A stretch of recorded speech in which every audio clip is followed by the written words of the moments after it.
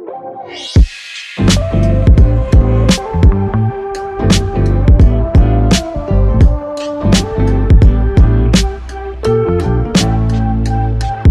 everyone. I'm so excited today. We have a phenomenal guest. Today's guest is a multi-hyphenate storyteller, a purpose-driven creator, and podcasting powerhouse. Yusuf Mista U Marshall is the founder of They Call Me Mista U, a bold podcast media brand featuring 4 dynamic shows centered on faith, transformation, and authentic conversation. He is a native of Brooklyn.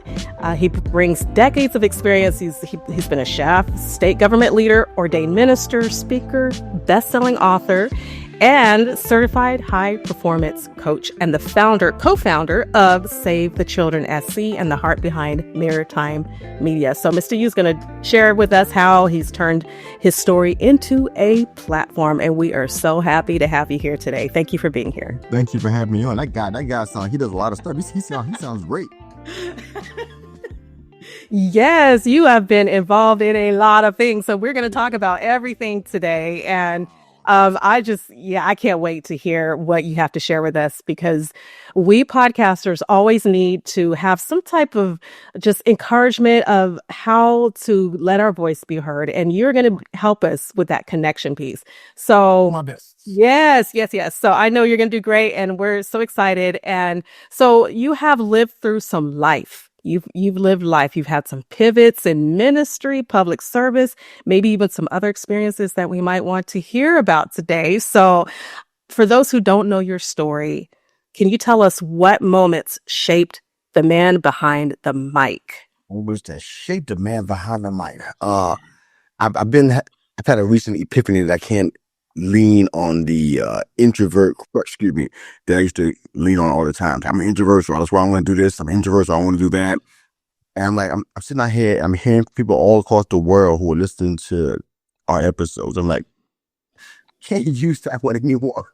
Right. I'm gonna need me a new brush. But I think one of the things that kind of shaped that was just having to have a voice at an early age, having to come out a bit.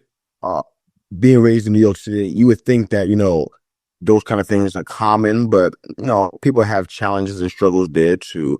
Yeah. It's a very outspoken place. People say their opinions, and they don't really care how you feel about it a lot of the times. But Yeah. I lived in that place and hadn't really engaged in or immersed myself in a lot of the culture. But I was a latchkey kid. I had my own key, 11, 12 years old. My mother worked 2 jobs and went to school as well. So she was super hard worker. She's from the Virgin Islands. She had a hard work ethic. She understood what that meant. Yeah. So I was on my own a good bit, managing things, even doing household chores and stuff. Just kind of learning how to find myself. And it was like, I really couldn't find myself in that place though. Right. When I left New York, that I really began to find my voice, because I didn't feel like I had anything that mattered the whole time I was there. I had dreamed of being a baseball player. I didn't have anything that made me, feel like I was kind of coming out. I worked for Austin Entertainment. My mom was like, "No, you can't do that because it's not a stable job." Again, I work ethic thing again. She wanted me to do engineering, things like that. I'm like, I wanted to go into acting. No, she didn't encourage. I wanted to go into music. No, she didn't encourage that either, because so I had to learn how to find myself. And it wasn't until I left New York City, left my hometown, that I realized, what? It has something special to offer. I remember to help people. Yeah. And I think that's a big part of what's happening with a lot of our shows. And even when we get on shows like yours, that I get a chance to hear things. Because when you said that introduction, I wouldn't try to be facetious. Honestly, I don't remember a lot of those things. Wow. And it's not something, it's not in front of me. I don't talk about it. Yeah. It's just something that I did. Yeah. I tell myself a jack of all trades and a wearer of many hats. I've done a lot of stuff. Sometimes I need my wife to remind me, what did I do again? So when you said that, I'm not being facetious. I'm being serious. Like, wow, I didn't remember that stuff. So yeah, I think a real big pivot for me was just, beginning to kind of, start taking time to stop and reflect on what you've done, to look at what you came through and be appreciative, because a lot of folks, haven't done half of those things and they wish that they did. And I'm saying, like, I'm showing disdain for it. And I'm like, so I'm changing my life there. I'm doing better. Yeah. looking at what I'm doing and what I have done and being appreciative. I'm like, I've helped folks along the way. I didn't realize that I had something special to offer a few years ago to figure that out. After all these years I've been living, I didn't realize that I had something to offer. Not great. I'm not proud of that, but But the thing is that you figured out along the way that, okay, so maybe I don't know what I'm doing right now. Maybe I don't know what's in my heart and what I'm supposed to be doing. I feel introverted. I feel like I'm trying to find my way. But along the way, you had enough faith to just try different things, right? Because that's all we can do is put one foot in front of the other. You try different things, and as you were trying those things, I love how you helped people around you. And as you were helping people, you found your purpose. And so it was like through helping your your community, helping the people in your life, you found purpose and passion for it. And I would love to know like how, okay, so you have a brand that just tell us about your podcast, tell us about your brand and what you talk about on your shows. What is your brand all about? wow. Well, they call me Mr. U started in, I don't know how you got the name. The name didn't even come from me. It was kind of suggested. I was struggling with the name. It took me a long time to get a name. But that was the name of the first show that we ever did. The first podcast we ever did. And, I didn't want my name on it because, again, introvert, same thing. My name, I can't have my name on it. But that's how we started. We were doing inspirational stuff at the time. I was doing Bible teaching. I was doing everyday inspirations. I would come out maybe 4 or 5 days a week, and I would just do inspirational stuff from what people were dealing with in the world around us, pulling stories and topics from the news and media and everything, kind of just speaking to them, with an encouraging tone and kind of letting them know, you know what, even though this is going on, this is what, the promise is, this is what the legacy is for you, and Right. kind of just encourage that. And it began to just grow. I started hearing from people from places I didn't expect. And it started to grow in listenership. And before you know it, it became the brand because I had so many shows underneath it that I couldn't keep it there. And so I just, Wow. now the brand that they call me Mr. U, I had like 8 shows at a time. Wow. And I was actually a panelist, a weekly panelist on 7 or 8 different shows 4 or 5 days a week. So I was amazing. I was working, that was a lot. So what you're seeing now is 4 different shows. And I kind of feel like this is where it needs to be. I said that before and look what happened. But I think that's where it needs to be now. It's a happy medium and a nice balance where I'm doing what I want to do and I don't feel funny about what I'm doing. Right. Like I'm giving something back out.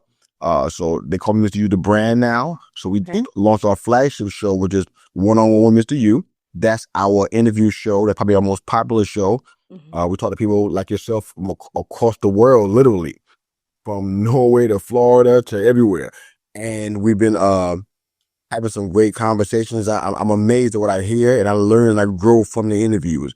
Wow. So I'm the host. I learned so much. Yeah. And we just recently launched our Inspiration Stations, our other show, where I just speak to the people, just one-on-one talking to the people. We still talk about topics of the day and things that may be going on, maybe in the areas of ministry or in the community. We just kind of just speak to those things, and hopefully I try to lead with some encouragement words for them to start their day with and move on with.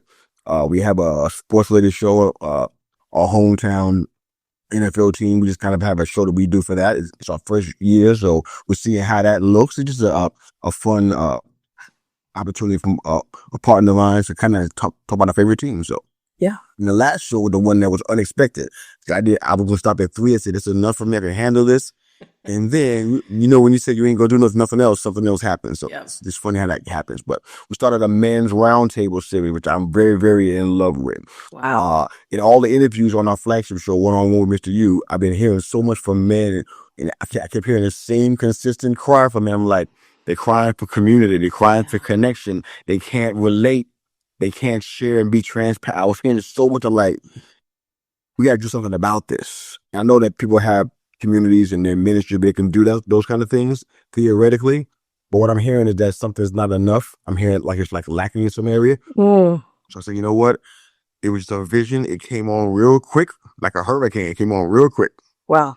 And we started this show and we did our premiere last month. And it was very, very successful. It went Wow. very, very well. Wow. Men from all over the country that jump into roundtables with us, usually 8 to 10 people max per episode. And we're hearing amazing stories of breakthrough, people who are learning how to connect, transparency, men spilling their lives on the air. That's It's a lot. that's a movement. That is a movement. It feels like it is. Yeah. Yeah. I wasn't prepared for it at first.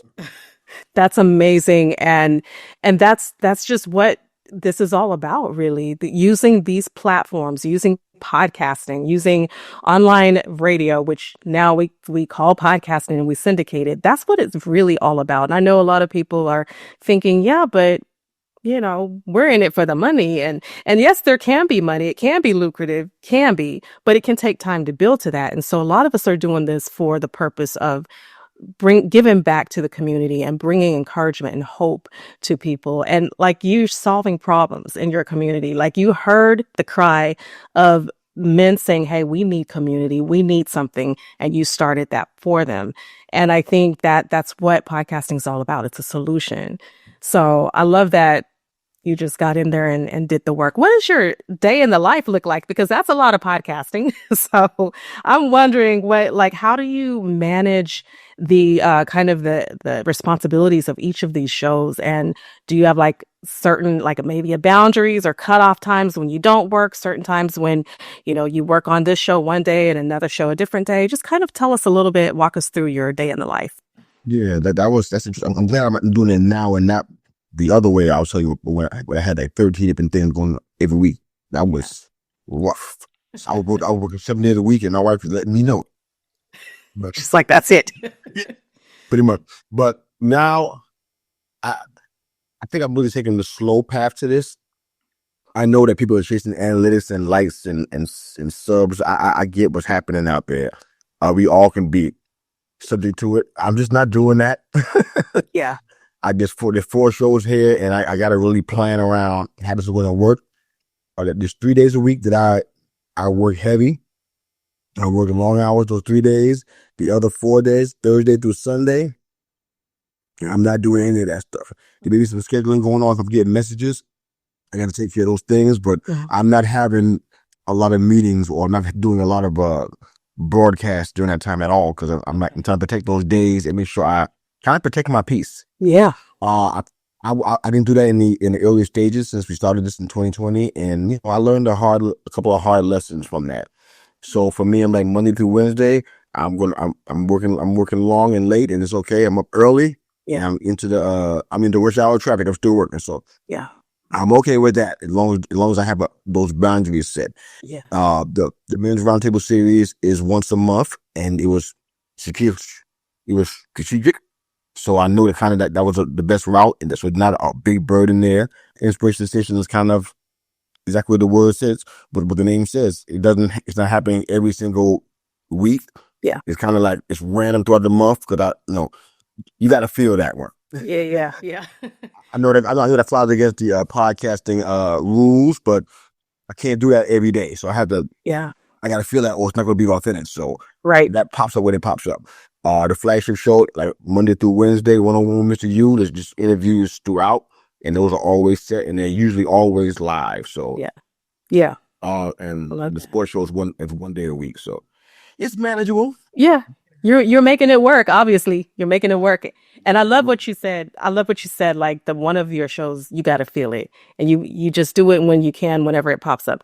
That's so important, because there are no rules in podcasting. I love that we can do it however we need to, and the message still gets out there. It doesn't have to be once a week, once every 2 weeks, once a month. It's whenever we feel led to upload a show. And the key is that people are listening to our episodes from years ago, and they will binge listen. And if they find it interesting, intriguing, it's something they want to hear, they will go back into the archives and listen to something from 7 years ago. So it's like the idea of being on a hamster wheel, not necessary. And so I love that you said, it's just whenever it happens for that show. Yeah, I love that. Yeah. Well, okay, let's kind of shift a little bit into personalities, because I'm an introvert, and I've heard you talking about being introverted. And so I'm wondering, what Why do you think introverts make powerful hosts? What advice do you have for those of us that may be second guessing our voice? I really believe this, and I know that introverts listening to me be like, no, that's not me. It, I've worn that introvert outfit for a long time, and nobody believes it. Nobody ever really believed it because when they hear me talk or see me in certain settings, I'm not showing that. But Yeah.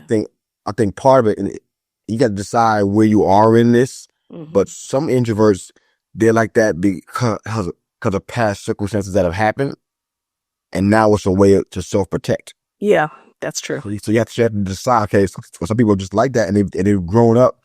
Maybe their parents didn't allow them to express themselves in the home. Right. So they say, so you know what?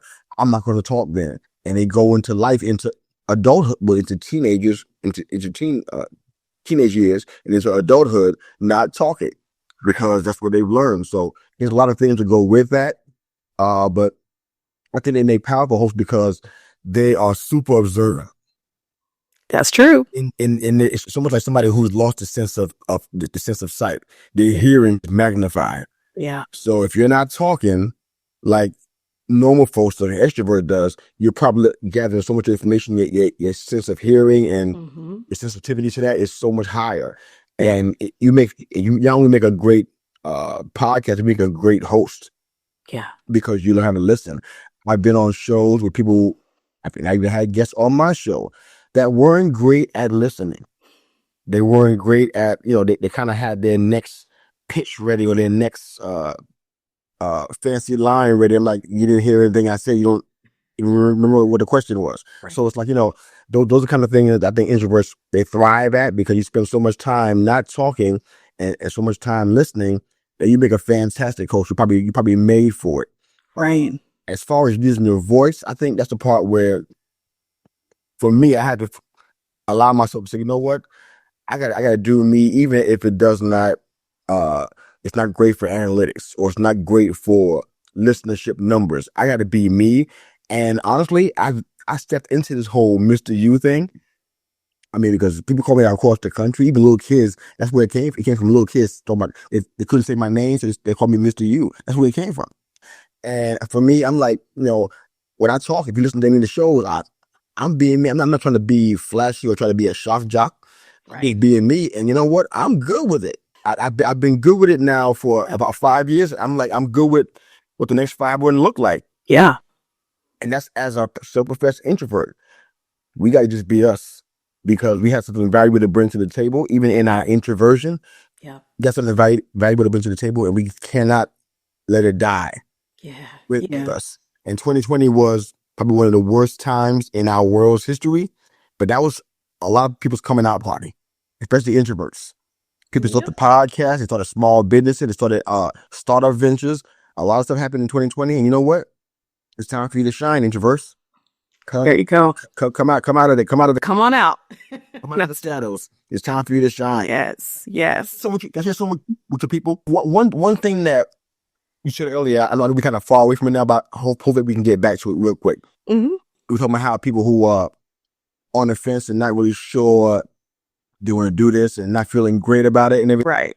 You know what, man? Some of that, just be honest, some of that is just people being selfish, to be honest with you. There's a quote that I love. It says, it's more blessed to give than to receive. Mm-hmm. A lot of folks don't really like that or get with that because it runs counter to what the world says around us. But honestly, you feel so much better when you give to other people. The feeling is indescribable. And in the podcast world, as a matter of fact, I'm doing a teaching on this sometime this year. On the same premise. But get back to your fellow hosts. Get back to your fellow podcast colleagues. Yeah. Jump onto their show. Even if your show's not doing that great or you don't like where things are going, why would that limit you from giving to Demetria's show? Right now, would you jump on her show on Soul Podcasting and jump into some of the episodes that she's putting out there and allow her a chance to resonate with you? Yeah. You know her. She's been there for you. She supported you guys. Jump on her show. Jump in the comments section. Leave her a review on Apple Podcasts, Spotify, what have you. Mm-hmm. Let her and people who are watching know, you know what? She has something awesome to give. Those things come back to you. Yep. Sometimes those are seeds for a harvest. And you know what? We sitting there waiting for ours to grow, and we have something we can give to other people. And it just feels good. It feels good to get to other people Yeah. and support them. I mean, I do this stuff all the time. I don't even know if people see my comments. I'm not even sure if they read the reviews yet. I'm doing it because you know what? That's what I would want for myself. Yeah. So they got to give back. So encourage that, because you can't sit there and wallow in self-pity. Help somebody. Support somebody. There were times where my wife and I were homeless. We were homeless 3 times. Oh, we still were in the giving business, even though we didn't have anything. We had generosity in us. I don't know. I know where it came from, but I don't know where it came from. Mm-hmm. You know? And we've been givers since I can remember. We've been married almost 30 years now. We've been givers ever since I can remember.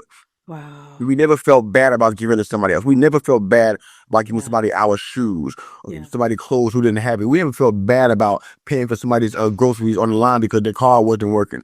We never felt bad about that one time. We felt good every single time. There's universal evidence that if we give back, we're going to feel good and somebody's going to be blessed by it. So for all you podcasters who are we on the fence, you're wondering, why should you be doing this? Yeah. Because there's one person who's going to appreciate what you have to do and what you have to offer. And if that's Demetria, if she's the one person, then sow back into her. Support her shows, support her episodes. She's supporting yours. So just encourage one another. Your situation is it's going to change. It's going to get better. It's going to grow. But meanwhile, sow some more seeds. I love that. I love that. Sow some more seeds. More seeds. Yeah. Put some more water on them seeds already sown. Yeah. Yeah. In other words, keep planting, keep sowing, keep growing, and don't look at your circumstances and say, well, I don't have quite as many, because this is not a place for competition and being jealous and being all of that stuff. Oof. Right. No, I absolutely love what you're saying right now, because that's what we need to hear more of, and that kind of transcends beyond podcasting and beyond, business. In other words, like this goes into life skills and things that we need to do to be able to receive in our lives. We have to give, and it feels good. It's not like, it's like pulling teeth, right? We when we want to give, there's something behind the desire to help other people. And then seeing the harvest eventually, is beautiful. It's beautiful. And I believe that's what this podcasting should be about, is helping people, because we all have a message. We all have something to share. But if we're doing it because we're making it part of our business, that's its own thing. There are people that only do it, to accompany their business strategy. And that's fine too, that's what they want to do. But I think there's something beautiful behind a magnetic message that supports your ideal listener, the person that can be ministered to, who can be encouraged through your podcast. There's just something beautiful about that. And I love that's what you're doing with your shows right now. And I believe I read somewhere, I'm not sure if I read this, but I think you have 3 core pillars. Is that accountability, value, and purpose? Am I right? Yeah. Okay. Awesome. Okay. I want to hear a little bit about that and like how that affects when you're interviewing, when you're creating content, like whatever you're doing, how do accountability, value, and purpose become sort of that core around which you work? Yeah. Those are huge for me. And not because I feel like I need to teach the world these things. These are just things that I'm teaching myself and I'm growing in. I always felt like accountability and whether it be in mentorship and in leadership were always important. And, on this journey of podcasting, I can see it so clearly. It's like, how do I theoretically pour into somebody's life if I'm empty? Wow. So for me, you can't in any possible way. So for me, I want to make sure that I have mentorship and leadership in my life. People who are seeing the things that maybe I'm too blind to see. Maybe they're in my blind spot and I can't see it. Because I'm opening my mouth here. I'm not just hitting record. This is why I say, if you have a story, it does not mean you are a podcaster. Don't go buy a whole bunch of equipment and do this just because you got a story. You know, Right. it doesn't mean go write a book and you got a story. It doesn't mean that. You know, there's a character that you got to have to do this. I know a lot of people have podcasts and they don't have that. They probably have more people watching than we do, and they're talking about anything of any kind of value, any kind of worth. And I recognize that it's true. It's the reality of our world. Yeah. You know, but for me, I'm like, I want to make sure that I have something to give, something to offer that's authentic and valuable. I don't want to just be. There's times where I've been. I don't call it podcasters block. I don't know what you call it. Where I just don't have anything. Stuff's going on in my life. I'm still getting revelation in life. I'm still growing, but for the podcasting space, I didn't have anything, and I didn't do anything. Okay. But what? It's time for me to shut this down. Take some time to sit and soak a little bit, kind of deal with whatever's going on. Yeah. And I came back, and some of my best episodes were the ones that came back from those breaks from. Yeah. Because I was recharged. I had a renewed focus. Mm-hmm. Accountability played a big part in that. Purpose is something I just talk about. I probably had a 30-year coaching career. I just wasn't getting paid for it, except about 4 of those years. Mm-hmm. So, but purpose is the one thing. Every question I've ever heard for nearly 30 years now, all different questions from all different vantage points and perspectives, but they all were leading to the same thing. Right. My purpose. Why am I here? Right. What should I be doing?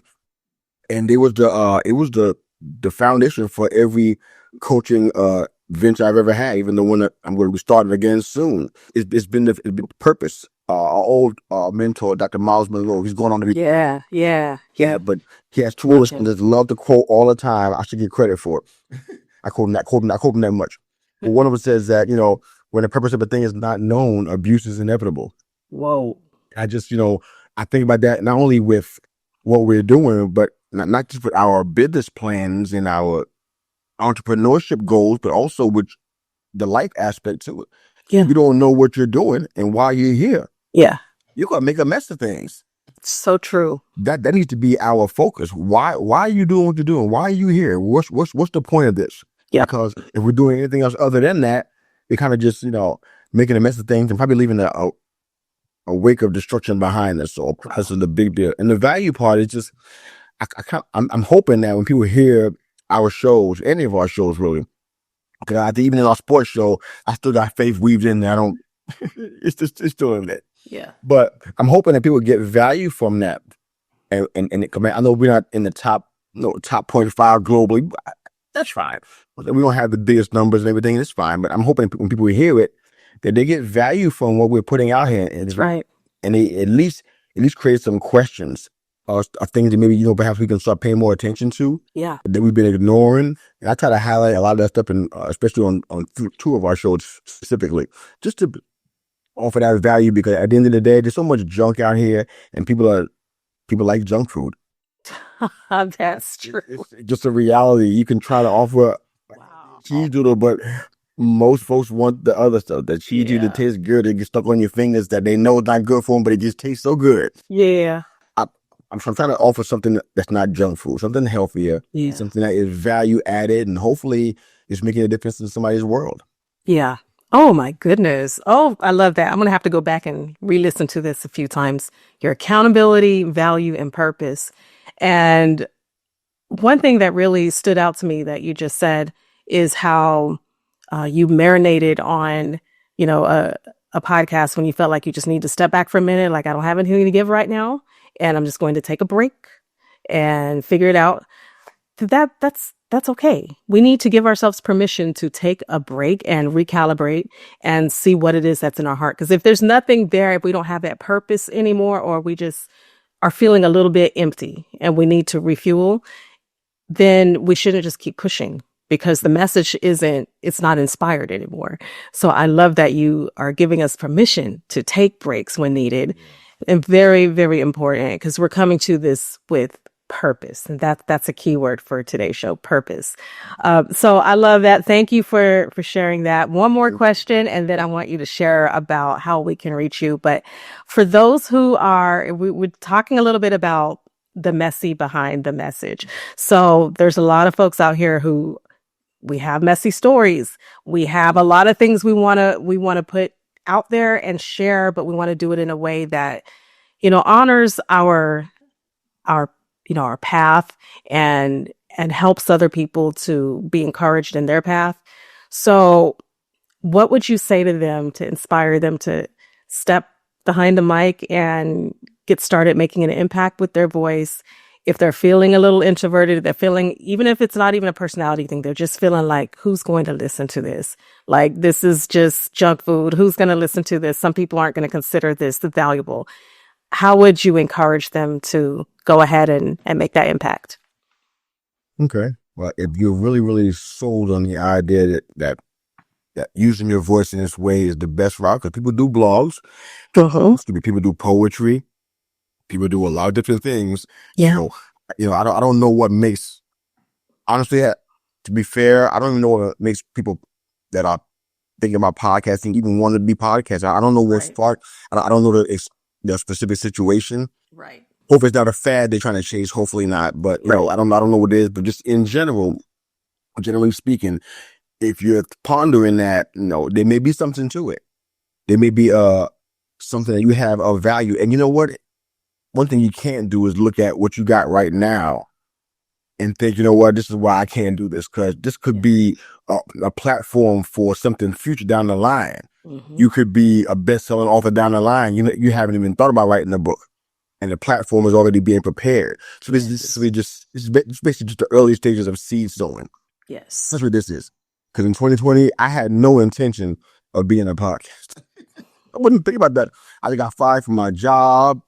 My cousin died. It was a whole bunch of stuff. But I wasn't even thinking about podcasting. Wow. It was like, I was always a writer since I was 6 years old. So writing and journaling were normal for me. I had so many thoughts and feelings and stories and instances. And in 2020, I wasn't feeling the therapy that I normally felt. Yeah. Doing that, I didn't feel it at all. I'm like, the old way is not working anymore. How am I going to do now? And that's how the whole podcasting thing started happening. I had to find a new way. So some of you guys that are watching and listening may be looking for a new way to have, to express yourself, to form a self-expression, have your voice be a help to somebody else. Mm-hmm. Honestly, there's nothing else to do but to begin to just start recording. I'll give you all the little tips and talk about it. I know people who are planning right now. They've been planning for about 3 years and they haven't hit record yet. Wow. That's not going to work. They didn't hit record. Some people have the idea that, they're going to write everything out. They have that kind of on a script. Some people use a teleprompter app you can get on your phone. Mm-hmm. Some people just kind of have bullet points and then they kind of just riff off of those and kind of share stories and stuff. Whichever route works for you, get that set and start recording, because once you start recording the first episode and the 5th and the 10th, you'll find it's going to be a lot easier. Yeah. As you move forward. But the hardest one is the very first episode. That's so true. Gotta start it. You have to go live. You can record it, look at it, edit it, see if you like how it is, and do it over again. Mm-hmm. Don't overdo it, but you can do it over again if you have to. And just start that process, because I really believe that if you're thinking about podcasting this much, and you believe there's something that you have that's of value in you to say, more than likely, because of the kind of world that we live in and kind of how we're all wired, somebody out there is waiting to hear from you, and you're depriving them of the opportunity by holding back, being lazy, by constantly changing your mind and not being decisive. You're keeping them from receiving something important. If you think it's that important to podcasts, it's probably important for somebody to hear it too. Wow, that's a mic drop moment right there. Wow, there's somebody out there that wants to hear it because you've been thinking about saying it for a while. You've just been on the edge, but thank you so much for having me on. That was good. And again, I'm going to have to go back and listen a few times to this because it's very inspiring. Tell me where I went wrong. No, you're perfect. And we want to hear how we can reach you, because you have a lot of shows, but we want to be able to reach you and see the work you're doing and the impact you're making. So how can we find out more? Normally, I'm on all the socials. I do have accounts for everything, but I'm not emphasizing every social anymore. This is a recent development. So Facebook, LinkedIn, and YouTube are the primary areas where you can find me.